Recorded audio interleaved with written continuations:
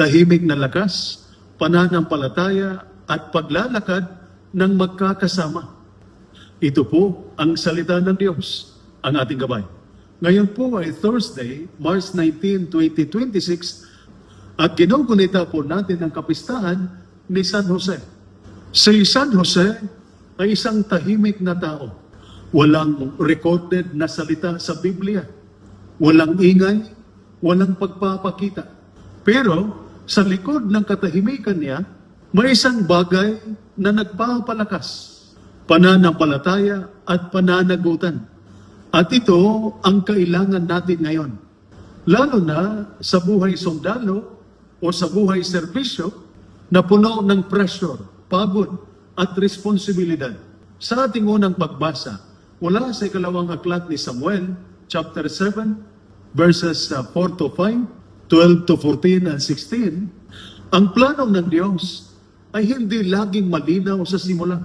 Minsan mahirap, minsan magulo, minsan hindi natin naiintindihan.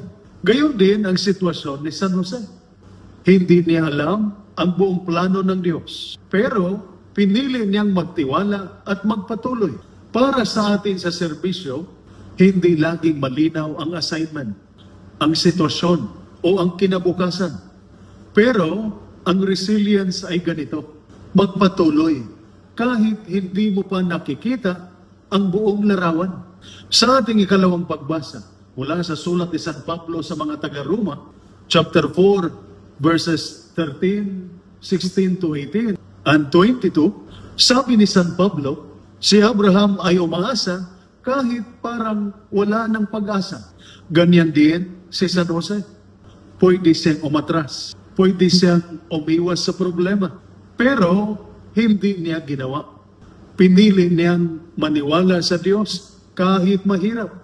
Sa buhay ng uniform service, may mga pagkakataon na pagod ka na, na-stress ka na.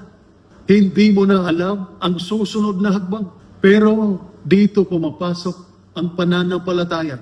Kumapit kahit hindi sigurado ang lahat. Sa ating ebanghelyo, ayon sa ebanghelyo ni San Mateo, chapter 1, verses 16, 18 to 21, and 24, sinabi ng anghel kay Jose, huwag kang matakot. At ano ang ginawa niya? Nakinig siya at kumilos agad. Walang reklamo, walang delay. Sumunod siya. Ito ang modelo ng matatag na tao. Nakikinig sa Diyos at kumikilos ng tama. Ipinapakita sa atin ni San Jose ang spiritual resilience sa buhay serbisyo. Si San Jose ay paalala sa atin, hindi kailangang maingay para maging matatag.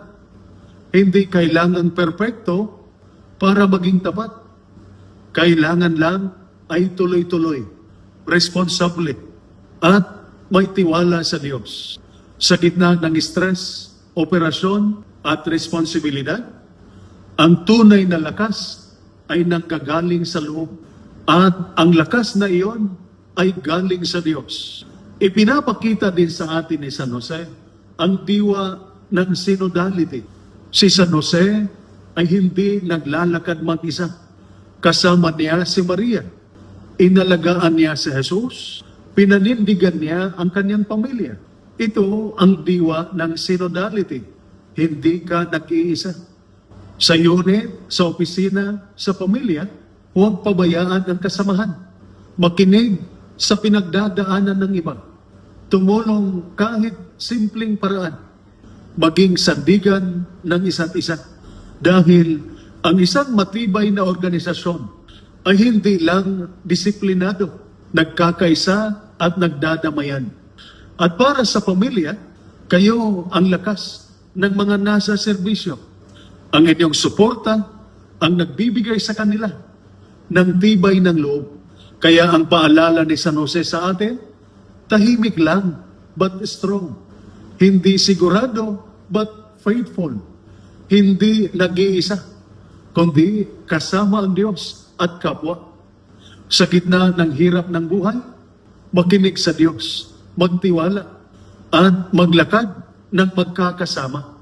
Dahil Doon natin matatagpuan ang tunay na lakas. Lakas ng loob, lakas ng pananampalataya, at lakas ng pagkakaisa.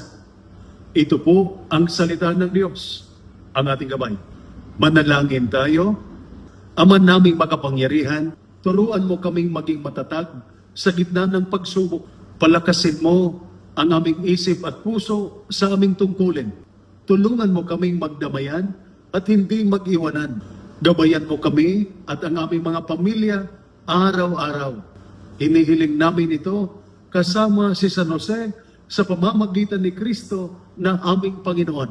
Amen. At sumainyo at sa inyong pamilya ang pagpapala na makapangyarihang Diyos, Ama, Anak at Espiritu Santo. Amen. San Jose, ipanalangin mo kami. Santa Maria, Ina ng Diyos, ipanalangin mo kami. San Miguel Arcangel, ingatan mo kami. Amen.